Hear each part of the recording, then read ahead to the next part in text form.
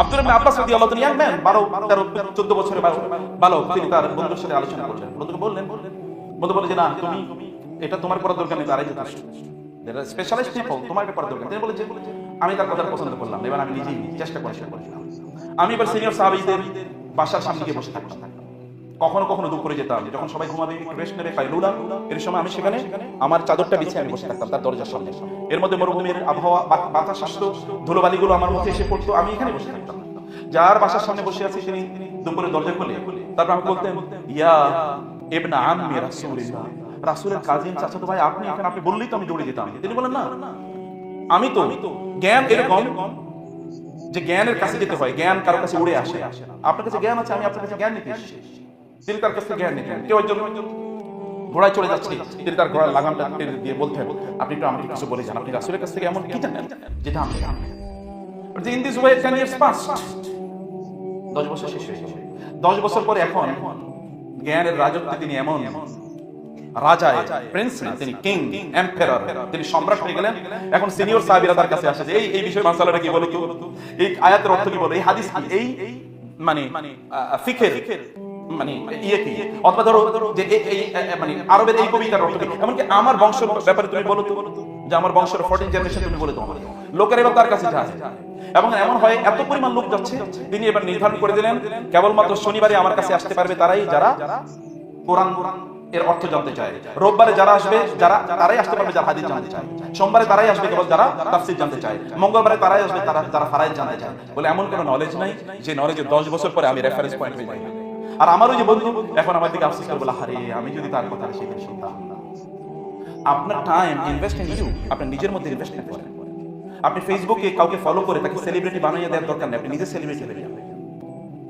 আপনি টিকটকারের একটা TikTok, medical সায়েন্সের উপর একটা টিকটকারের টিকটক শুনে আপনি খুব আল্লাহজিত হওয়ার দরকার নাই। দেখেন না মেডিকেল সায়েন্সের সর্বশেষ কি ইনভেনশন গুলো, কি ডিসকভারি, কি আইডিয়া, কি থট এসছে সেগুলো আপনি জানেন। মেডিকেল জার্নাল গুলো, সবচেয়ে দামি জার্নাল গুলো পড়েন। ইনভেস্ট ইউর টাইম এবং take at least 5 years or 10 years যে আপনি এই লেভেলে আপনি নিজেকে নিয়ে যাবেন। আপনি বিদেশে যান, পড়াশোনা করেন, সেখানে বড় ডিগ্রি নিয়ে আসেন, সেখানে সেটেল হওয়ার কোনো প্রয়োজন নেই, সেটেল হবেন না। আপনি come back to your home country, আপনি নিজের দেশে ফিরে আসুন এবং এখানে এসে এই মানুষকে কিছু একটা দেন, এই মানুষের জন্য কিছু একটা করেন। এখানকার আবহাওয়া, এখানকার বাতাস, এখানকার মাঠ এর প্রতি আপনার দায় আছে, এখানকার মানুষের প্রতি আপনার দায় আছে, দায়িত্ব আছে। সকল নবীদেরকে আল্লাহ সুবহানাহু ওয়া তাআলা তার জাতির কাছে প্রেরণ করেছেন। আপনি জাতির প্রতি দায়বদ্ধতা আছে। আপনি স্বপ্ন দেখার কারণ নাই আমি রাগে মেডিকেল কলেজের ছাত্র, অথবা আমি পৃথিবীর যে কোনো ভালো বিশ্ববিদ্যালয়ে পড়তে পারবো এবং সেখানে সেটেল হয়ে যাবো, এবং এগেইন সেলফ সেন্ট্রিক জীবন যাপন। আমরা এখন হয়ে গেছি সেলফলেস। আমাদের হওয়ার কথা ছিল সেলফলেস। আমরা যেন আত্মকেন্দ্রিক না হই, এখন আমরা আত্মাবিহীন হয়ে গেছি। এখন আত্মাই নেই আমাদের, সেলফলেস মানে সেলফি নেই। এমন জায়গাতে যাবেন, এমন জায়গা নিচে নিয়ে যাবেন না, এমন নিচু নিচে করবেন, বরং আপনি জ্ঞান অর্জন করুন, অনেক বেশি করুন। আপনার রেফারেন্স পয়েন্ট আপনি হয়ে যাবেন, আপনার ফিল্ডে আনপ্যারালাল হয়ে যাবেন, যেন মানুষ বলতে পারে যে উনি এই মেডিকেল কলেজের স্টুডেন্ট। এবং মানুষ যেন বলে না এখানে যাই। কেন বাংলাদেশের মানুষ অন্য দেশে তার চিকিৎসার জন্য যাবে? কেন আমরা সেখানে সেই জায়গা তৈরি করতে পারি না? আপনাদের মতো মানুষ থাকতে, এত পরিমাণ রিসোর্স আমাদের থাকতে, উম্মার এখন যে পরিমাণ রিসোর্স আছে, বিশেষ করে মুসলিম উম্মার ইয়াং জেনারেশন, আপনি মেডিকেল কলেজগুলোতে আমরা গিয়ে দেখেছি সবগুলো মেডিকেল কলেজে টইটুম্বর স্টুডেন্টদের অবস্থা। এত তো সত্ত্বেও আমাদেরকে অন্য জায়গার কথা কেন চিন্তা করতে হবে? আমরা এইভাবে বলছি আপনি বাইরে যান, অন্য দেশে যান, যেখানে সবচেয়ে মানে উন্নত জ্ঞান আছে, সেটা অর্জন করেন, হার্ড ওয়ার্ক করেন। এখন অন্য জায়গায় সময় দেবেন না, আপনার নিজকে আপনি এভাবে তৈরি করেন, যেমন সাহাবায়ে কেরাম করেছেন, এবং এটা মূল লক্ষ্যকে আপনি মানুষের কাজ। কনসিস্টেন্সি, সাহাবায়ে কেরামের কোনো কাজ তারা একবার শুরু করেছেন তারা কোনোদিন ছাড়েন নাই, কারণ তাদের নবীর কাছ থেকে তারা এটা কোনোদিন শেখেন না। পরীক্ষার আগে তিনি সারাত পড়লেন, এরপরে এক সপ্তাহ ঘুম, এখন ঘুমের পিরিয়ড, এখন ঘুম ছাড়ার কোনো কাম না। তাইলে আপনি আপনার ভিশন যখন যত বড় হবে আপনি তত নিজকে এগিয়ে নিয়ে যাবেন। হ্যাবিট তৈরি করেন, এটা চরিত্র, এটা মানুষ যা রাসূল বলেছেন, আউইদু আওলাদাকুম আলাল খায়রি ফাইনাল খায়রা আদাতুন। তোমরা তোমাদের নিজেদের কিছু উত্তম হ্যাবিট তৈরি করো। হ্যাবিট এটা তুমি কোনোদিন আনঅ্যাভয়েডেবল, ইনএভিটেবল, এটা কোনোদিন আপনি অ্যাভয়েড করছেন না, এটাকে আপনি অবিচ্ছেদ্য বানিয়ে নিয়েছেন আপনার চরিত্রে। এটা করেন। ফর এক্সাম্পল, প্রতিদিন আপনি সকাল মেডিকেল সায়েন্সের উপর আপনি শরিয়া কি বলে এটার উপর আপনি পড়েন। আপনি বলেন আপনি এক বছর কেবলমাত্র প্রতিদিন 15 মিনিট করে শরিয়া কি বলে মেডিকেল সায়েন্সের উপর আপনি পড়ে দেখেন, বাংলাদেশে কোনো আলেম আপনার সামনে দাঁড়াতে পারবে না। I challenge, I promise you, বাংলাদেশে কোনো আলেম আপনার সামনে দাঁড়াতে পারবে না, কারণ আলেমরা অনেকেই তারা মেডিকেল সায়েন্সের শরিয়া ইস্যুগুলো তারা জানে না। শরিয়া কত হাজারো ইস্যু আছে, যেমন আপনারা প্রশ্ন করেছেন মেডিকেল সায়েন্স এই প্র্যাকটিস অনেকে প্রশ্ন করছেন বোনস এটা বিক্রি হবে কি, বিক্রি হওয়া জায়েজ আছে কিনা, না কি করবে বোনস কেনা বোন বেচা, এটা বলেন আপনি জান গিয়ে দেখেন উনি বুঝবেন না বোনস আবার মানে তার তো এখানে তার পড়াশোনা নাই, অথচ আপনি এর ব্যাপারে এক্সপার্ট হয়ে যেতে পারেন, তাহলে আপনি এক্সপার্ট হবেন না। মেডিকেল সায়েন্সে প্রত্যেকটা সেকেন্ডে আপনাকে শরিয়ার মুখোমুখি হতে হয়, প্রত্যেকটা সেকেন্ড। আপনি যখন তার জন্য ওষুধ লিখছেন এর মধ্যে অ্যালকোহল আছে কিনা, অথবা এর মধ্যে শুকরের চর্বি আছে কিনা, আপনি জানেন যে শুকরের চর্বি থাকলে অথবা ধরুন আপনার জন্য মেডিকেল বা ফার্মাসিউটিক্যাল কোম্পানিগুলো আপনার জন্য অনেক গিফট নিয়ে আসে, আপনি সেটা গ্রহণ করবেন কিনা, আপনি যখন অনেক গিফট নিয়ে আসে আপনি সেটা গ্রহণ করবেন কিনা, আপনাকে বিভিন্ন ধরনের অফার করে যে আপনাকে ওই জায়গায় ইয়ে করা হবে, মানে আপনাকে ওই কনফারেন্সে দেওয়া হবে, অথবা ধরুন আপনার কোথাও ক্লিনিকে কাজ করছেন আপনাকে দুপুরের খাবারটা দেওয়া হবে, অথবা আপনাকে সকালের নাস্তাটা দেওয়া, আপনি এটা গ্রহণ করবেন কিনা, জায়েজ আছে কিনা, এটা কি মেডিকেল সায়েন্স, এটা কি শরিয়ার ইস্যু না, আপনি গ্রহণ করলে হারাম হয়ে যেতে পারে, তাহলে আপনি যা খাচ্ছেন সেটা হারাম হচ্ছে, এরকম সম্ভাবনা তো এখানে আছে। আর এই জায়গাগুলো আপনারা যদি না জানেন, যেমন স্পার্ম ব্যাংক, মিল্ক ব্যাংক, তাই না, সারোগেসি, অথবা ধরেন এই যে মানে আরো তো ইউথানাসিয়া, এগুলোর ব্যাপারে আপনি বলতে হবে, জানতে হবে, তাকে লাইফ সাপোর্ট আপনি কতদিন দিয়ে রাখবেন, এখান থেকে তার কাছ থেকে লাইফ সাপোর্ট কখন নেওয়া যায়, কখন তোলা যায়, অল অফ দিস আর শরিয়া ইস্যু, সেগুলো সাধারণ কোনো ইস্যু না, এটা আপনাকে জানা দরকার। আপনি এই জায়গায় কিছু সময় ইনভেস্ট করেন যেন আপনি মানুষ শরিয়া ম্যান্ডেটেড একটা জিনিস দিতে পারেন।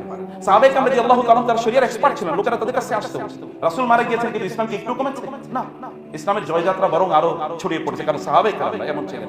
আপনি এখান থেকে যখন বের হয়ে যাবেন তখন আপনাদের মাধ্যমে গোটা বাংলাদেশে এরকম শরিয়া ম্যান্ডেটেড মেডিকেল প্র্যাকটিস ইত্যাদি ছড়িয়ে পড়বে। আপনার শরিয়া বেস মেডিকেল কলেজ আপনি নিজেরা তৈরি করেন, আপনার শরিয়া বেস মেডিকেল হসপিটাল তৈরি করেন, ক্লিনিক তৈরি করেন, কেবল কেন চাকরিটা চলে আপনার ঘুরবেন। সাহাবায়ে আব্দুর রহমান আউফ রাদিয়াল্লাহু তাআলা মদিনায় গেলেন, যাওয়ার পর একজন সাহাবী তাকে বললেন আমার ব্যবসার অর্ধেক আপনাকে দিয়ে দিতে চাই। তিনি বলেন না, আমার তোমার ব্যবসা দরকার নেই, তুমি আমাকে একটু কি করো, বাজারটা দেখিয়ে দাও। খেয়াল করেন বিষয়টা, বাজারটা দেখিয়ে দাও। তিনি বাজারে চলে গেলেন, বাজারে গিয়ে অন ক্রেডিট তিনি পণ্য নিলেন, অন ক্রেডিট পণ্য নিলেন, অন ক্রেডিট নিয়ে তারপর তিনি ফেরি করে বিক্রি করলেন, এর মধ্যে তার কিছু লাভ হলো, পরের দিন তিনি ওইটা দিয়ে টাকা পণ্য কিনলেন, এতে তার লাভ হলো 1 বছরের মধ্যে তিনি মদিনার সবচেয়ে ধনীতে পরিণত হয়ে গেলেন। আপনি জানেন ওয়ার ফান্ড, যুদ্ধের ফান্ডে, তাবুকের যুদ্ধে আব্দুর রহমান ইবনে আউফ তার সম্পত্তি থেকে 10,000 গোল্ড কয়েন তিনি ওখানে কন্ট্রিবিউট করেছেন। এখন কেবল কি আমাদের রাগিব আলী সারি কেবল মাত্র মেডিকেল কলেজ বানাবে, তিনি কেবল মাদ্রাসা বানাবে, তিনি কেবল মসজিদ বানাবেন, তিনি কেবল স্কুল বানাবেন, তিনি কেবল ব্রিজ কালভার্ট বানাবেন, তিনি কেবল মানুষের সেবা করবেন, আপনারা করবেন না? আপনার করার জন্য আপনার অর্থ লাগবে, আপনার টাকা লাগবে, আপনার টাকা লাগার জন্য আপনাকে নিশ্চয়ই কেবল চাকরির পেছনে আপনি ঘুরলে চলবে না। চাকরি করেন, তো তার বাইরে আপনি তো 18 ঘন্টা চাকরি করেন না, নিশ্চয়ই তার বাইরে আপনার অনেক সময় আসবে। Do something for the humanity. আপনি টাকা ইনকাম করেন মানুষের, টাকা ইনকাম করে মানুষের জন্য, মানুষের কল্যাণের জন্য করতেন, so that people remember your names after your death. কত মানুষ মারা গেছে, কেউ তাদের নাম স্মরণ করে না, কিন্তু এমন অনেক মানুষ মারা আছে। যেমন আমাদের রাগিব স্যারের কথা বলি, তাহলে স্যার যদি নাও থাকেন তাহলে স্যারকে স্মরণ করা, তার জন্য দোয়া করে যেন there will be many people, যেমন আপনার আপনি যদি চান আল্লাহ আপনার সাহায্য করেন। আল্লাহু ফি আউনিল আবদি মা কানা আল আবদু ফি আউনি আখিহি। যদি কোনো মানুষ অন্য মানুষের সার্ভিস দেয়, সেবা করে, তার সাহায্য করে, তাহলে আল্লাহ তাআলা তার সাহায্যে এগিয়ে আসেন। আপনারা সূরা কাহফ পড়েন না? সূরা কাহফে আপনারা দেখবেন মুসা আলাইহিস সালাতু ওয়াস সালাম এবং খিদির আলাইহিস সালাম একটা এলাকায় গেলেন, তারা সারাদিন হেঁটেছে, ক্ষুধা লেগেছে, খাওয়া দরকার মানুষ, সেখানে গিয়ে ওই অঞ্চলের লোকজনের কাছে খাবার চেলেন, কিন্তু তারা তারা তাকে খাবার দিতে অস্বীকার করলেন। এবার খিদির আলাইহিস সালাম বললেন, এই যে এই ঘরটা তো ভেঙে পড়ছে, চলো ঘরটা নির্মাণ করে দিই। ঘরটা তিনি একা একা নির্মাণ করলেন। এবার মুসা আলাইহিস সালাম বললেন, লাউ শি'তা লাত্তাখাযতা আলাইহি আজরা, ওরা আমাদের খাবার দেবে, আবার আপনি ওদের ঘরটা নির্মাণ করে দেন, ওদের কাছে কিছু টাকা নেওয়া উচিত, এর কাছে কিছু কি নেওয়া উচিত, টাকা নেওয়া উচিত। এবার খিদির বললেন, হাযা ফিরাকু বাইনি ওয়া বাইনিক, যাও সেপারেশন, তোমার সাথে আর আমার কি একসাথে থাকা হবে না, যাও। কারণ তোমার সাথে আমার শর্ত ছিল, আমি যতক্ষণ পর্যন্ত তোমাকে ব্যাখ্যা না করবো ততক্ষণ পর্যন্ত তুমি আমাকে প্রশ্ন করতে পারবে না। তুমি তো প্রশ্ন করেছো, তবে আমি তোমাকে বলবো কি কি কাজ করতেছি।